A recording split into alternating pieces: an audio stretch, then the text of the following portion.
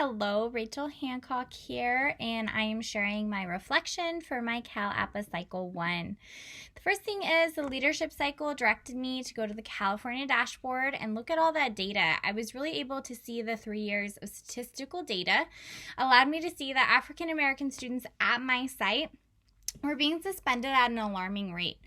In understanding the potential contributing factors, it was helpful to interview my principal along with other pertinent members who handle discipline at Pittsburgh High School. In summary, what I learned was, in terms of equity-driven leadership, the goal is that all students have equitable chances to receive what they need.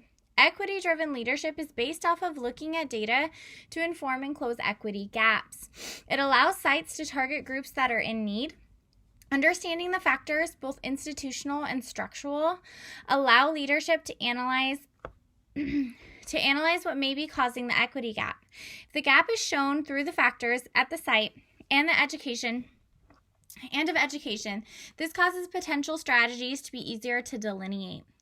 Since the institutional and structural factors are the root of the site strategies to close equity gaps, will be easier to come up with and strategically plan for.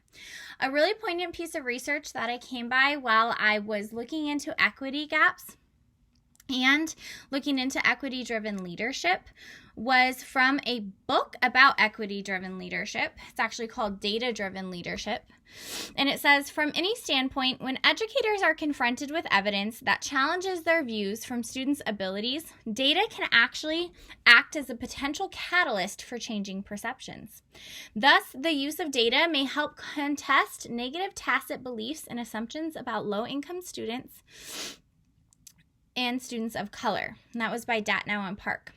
This evidence is showing that the data is important to change and challenge equity gaps, especially those that come from biases or cultural or implicit bias. Teachers and staff may not know that the gap exists, so it's very important to reveal.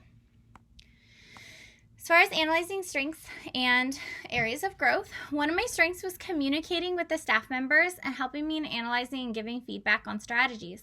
I found it really easy to communicate with my colleagues as well as bring in tact in discussing the discipline system with our assistant principal. Another strength was my ability to analyze the structural and institutional factors to develop strategies.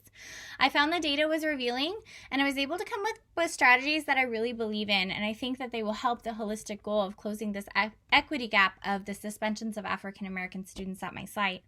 I think that I was a little bit overzealous in some of the strategies that I want to implement, so an area for growth is to make sure that I'm breaking down the strategies and I'm really starting with a piece that I can move from there.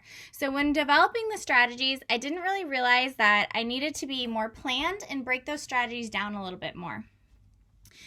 Based off of this analysis of Cycle 1, from my experiences, one learning goal is to create a PLC around discipline. My site is a little leery of changing discipline structures, so getting stakeholders buy-in is really important, and I think I can do that by creating that PLC. Another would be to have some type of implicit or cultural bias training for our staff members.